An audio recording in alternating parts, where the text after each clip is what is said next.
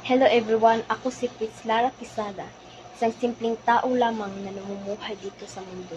Isa kong dalagang nagagaling sa simpleng pamilya lamang. Tatlo kaming magkakapatid at ako ang ikalawa at ama na lang ang meron ako. Kami ay maliit na pamilya na mahirap lamang at kahit mahirap kami ay masaya kaming nagkakasama. At kapag may problema kami ay sinusolusyonan ito ng aming mga magulang. At kapag meron kaming pagsubok na dumadaan ay malalampasan namin itong magkakasama.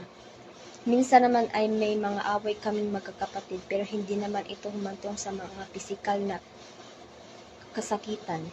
At pinapangako ko sa aking sarili na tutulungan ko ang aking magulang na itaguyod ang buhay.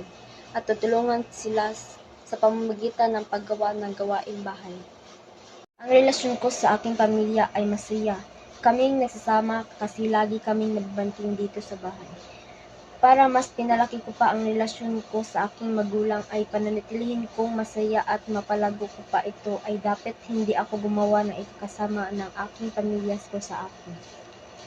At sa aking kaisipan ay masaya naman kami at lagi kaming nagtawanan pero may minsan kaming alitan.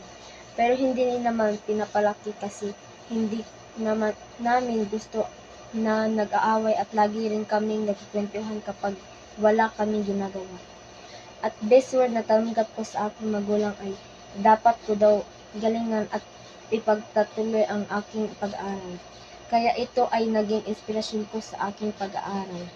Ang pamilya ko ay ang pinaka-importante sa akin dahil sila ang inspirasyon kong gumabay at sumuporta sa akin.